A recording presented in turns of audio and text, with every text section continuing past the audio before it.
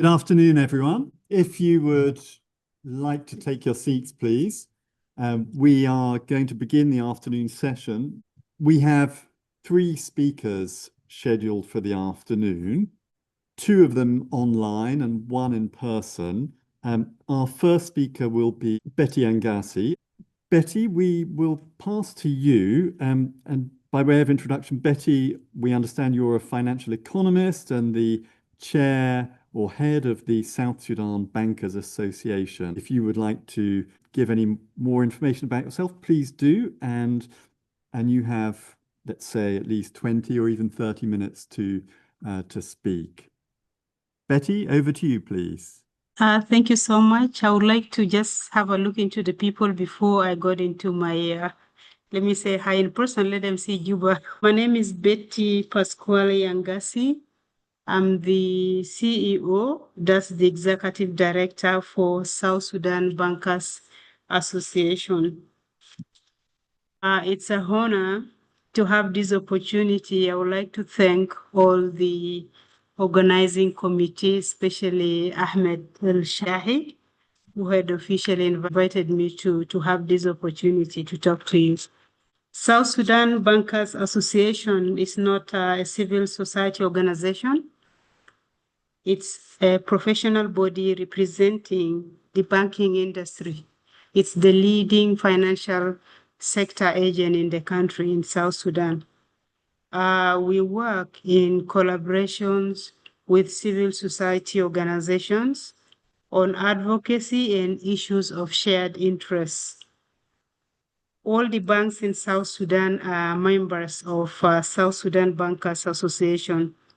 We have 28 banks at the moment, 21 local foreign-owned banks and, locally owned banks and 7 foreign-owned banks.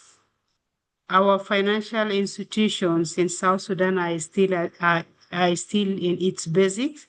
We only have these banks, insurance companies, forex, money transfer agents, and some fintechs. We have not yet have really capital and stock exchange markets like in other parts of the world.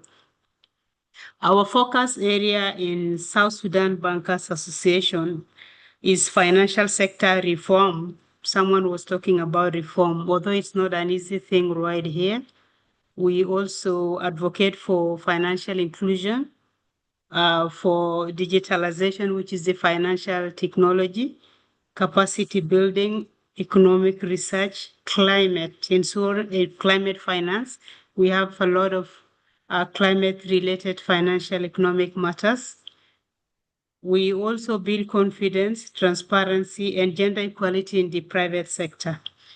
Our main objectives is to advance the interests of the banking industry, and that is in line with our national economic growth. Our presentations covers only 5 key areas.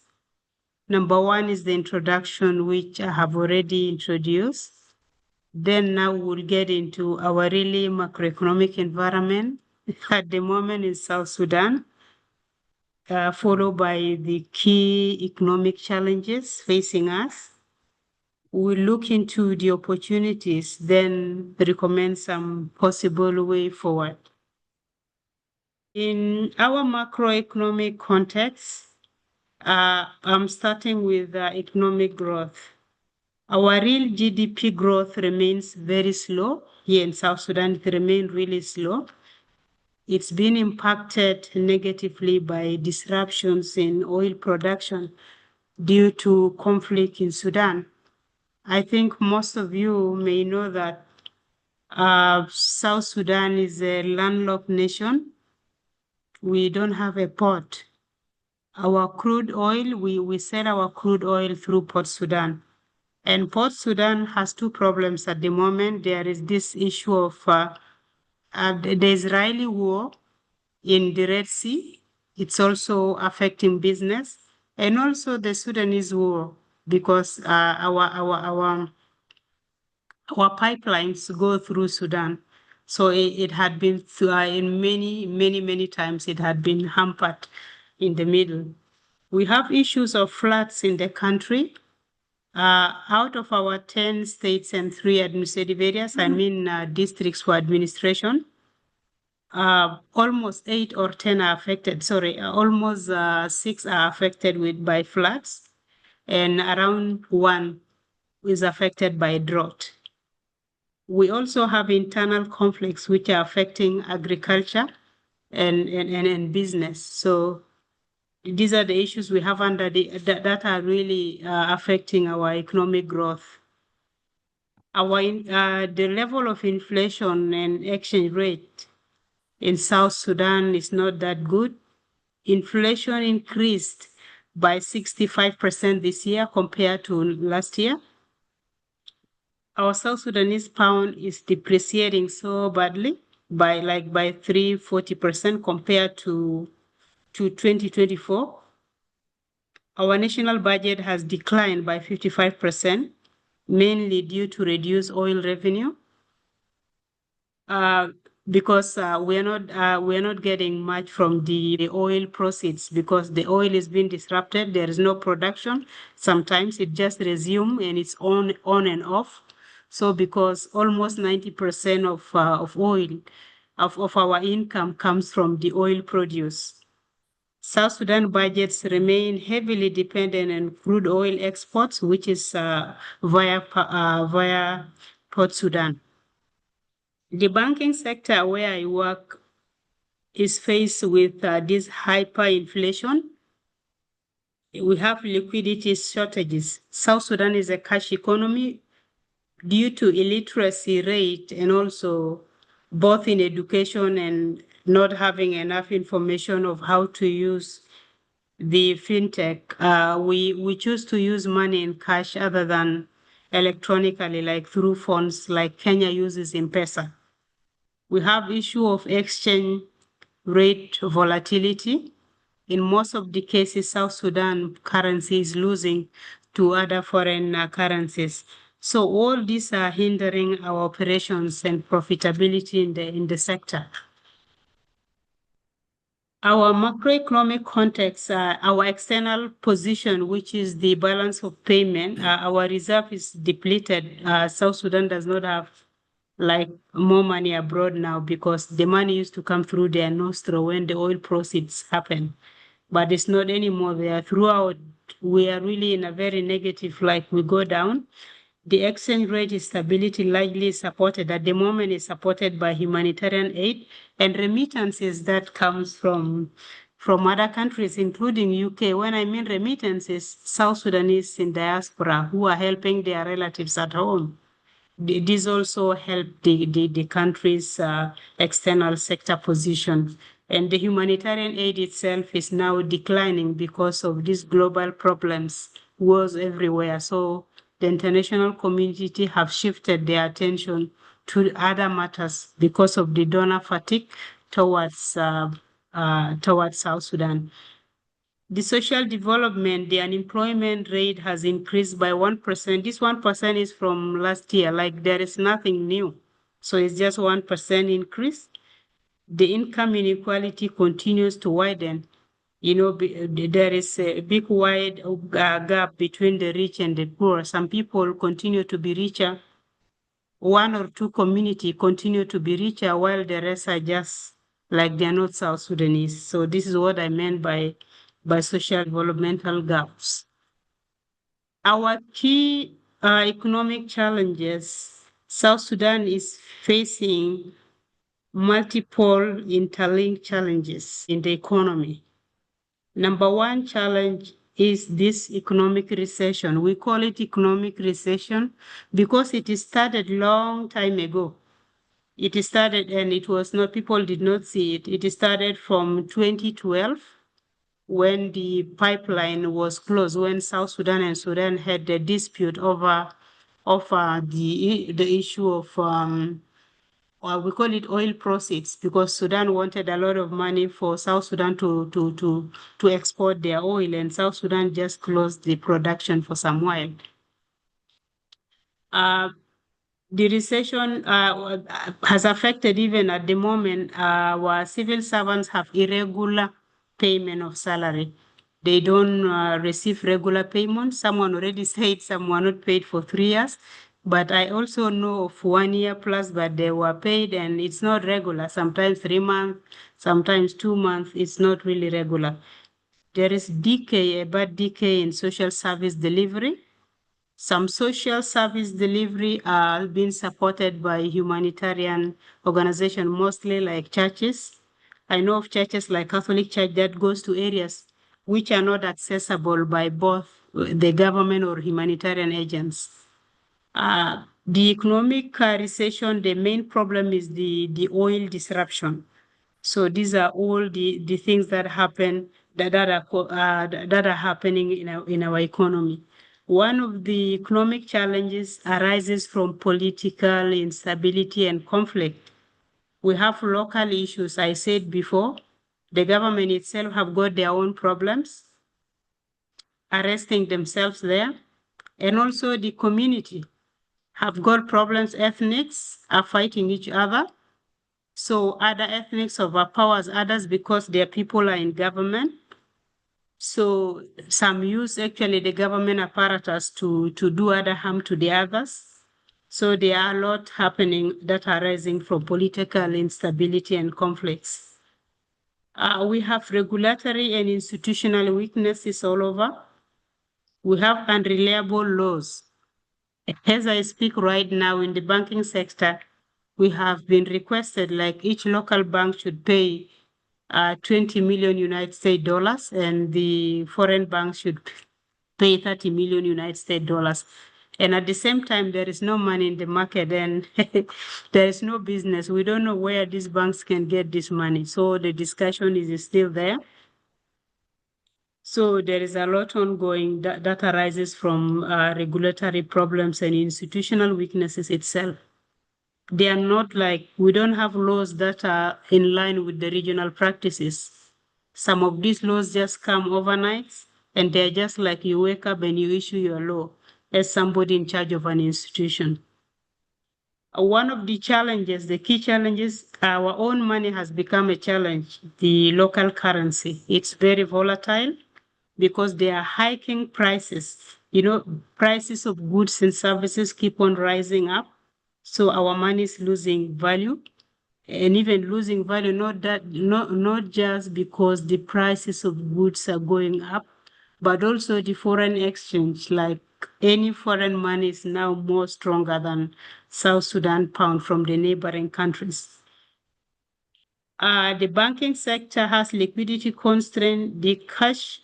Our cash economy at the moment, we have the money which is circulating around based on what we have projected is just 20%. 20%. So like 80% gap, there is no money. So South Sudan is a landlocked nation, and this one has become a problem because Port Sudan is not reliable anymore. When there is war, South Sudan is disrupted economically. When there is dispute between our neighbor and Sudan, there is always problem. So it's just so unreliable. It's because South Sudan is landlocked. So we have environmental and climatic risks. I told you there is issue of drought, there is flood, there are other matters. All these are affecting our economy. Over dependence on aid, also on foreign aid, which were brought in good faith. But now it has created physical dependency, and it undermines some domestic accountability because leaders in power tend to direct these services to their areas that are brought from foreign aids. So while the money in the country, the fund in the country, that was supposed, the income that was supposed to be used for development is being used for other things. There is poor infrastructure, like inadequate infrastructure, and this one, foreign direct investments, it limits production and even access to markets. Unlimited access to finance and investment, like our market in South Sudan is dominated by foreigners from neighboring countries. I forgot to write corruption. I know someone will say why I did not write corruption as one of the economic challenges. So I have just said verbally now corruption is one of the economic challenges that I'm supposed to write there. Let's go to opportunities. In our opportunities, there are a lot of opportunities though in South Sudan. If we harness it in a positive manner, it can help the country, you know. If we have sustainable peace and political dialogue, this can bring some bit of stability. And the economy can get its own recovery with time, and we will see growth. We need also, there is opportunity to have a resource-based economic growth. We have abundant non-renewable resources like oil, gas, minerals, water. These are just a few. This can fuel diversification instead of relying on one source of income like oil. The infrastructure also, you know, our landlocked country, we can use their borders for getting loan against the same infrastructure like roads. We use it for payment. Then again, we use it we use the import tax for paying back the same sources of funding. Foreign direct investments are also opportunities because most of them are coming to South Sudan always. They normally come there. And it is this rich natural resources that attracts them. All they want is they want good property rights and legal predictability. Like legal matters have to be clear. In my recommendation, I try to be so quick.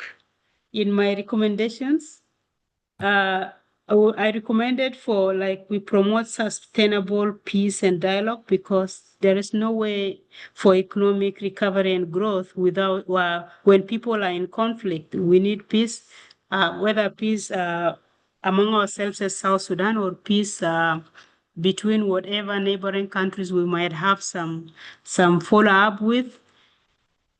And we also need Sudan itself need stability because we are intertwined economically. We are interrelated because there are things we share in common. One of the most important recommendation is the physical recommendation. We need a lot of work in our fiscal policy implementation. Fiscal policy implementation is one of the reasons we did not have a good follow-up in our economic policy implementations, even if we have a good national development strategy plan, because we don't follow it up, we don't evaluate it. So we need a lot in the fiscal policy and the budget processes and other matters. We need to build a national gold reserve because that's the only reserve African countries at the moment are using to help them with their external reserve positions. Also, we would like to, in my recommendations, I included the enhancement of investment climate, like we create a secure and predictable environment to attract the foreign investors like other countries, and we align economic and legal frameworks with regional standards. We could also leverage border infrastructure, as I said earlier, and use it back for payment of the whatever loan is contracted. Here I recommended for SMEs development because, as I said earlier, we don't have our people doing medium scale businesses. All in 90% of these medium scale businesses are done by other countries, other foreign nationals, and that may pose a bad a future outcome, like what happened in South Africa. They reach to the extent of now trying to chase away other Africans that are coming to their country, while at the same time they don't have resources to do this kind of businesses. So it's good for us to start strengthening our SMEs, the small and medium scale enterprises. I will also call for support for humanitarian assistance and service delivery, especially to the two countries because they are all affected in a way. even if South Sudan may not be alarming, there are many South Sudan in refugee camps up to now. Some of them had wanted to come back, but now because of the donor fatigue, some camps have been closed and people are returning back, and there is a lot of gap there, especially those coming from Kakuma. So we need this humanitarian assistance to be directed to them, and also those coming from Sudan. From the side of Reng, there are almost, I heard there, is it how many? 6,000 population, something like that. And also within Sudan, inside Sudan, there are those in Port Sudan, which are internal displaced people. This presentation is strictly about Sudan, but because there are some things that are touching about South Sudan, sorry, this presentation is about the economy of South Sudan, but there are things which are related with Sudan. That's why I keep on sometimes mentioning Sudan there. Also, Sudan has got, like Western Sudan, I know it has also areas which are affected by drought. Climate issues are real for us, both the two Sudan. I think let me end up here. This is how I try to summarize the presentation so that I can give enough time for questions. Thank you. Thank you very much, Betty. That was a very clear and very detailed presentation. So we have at least 10 minutes for some questions now. So I'll invite individuals in the room, if you'd like to raise your hand and make a question, put a question to Betty, please do. If you'd like to introduce yourself, say who you are, you're welcome to as well.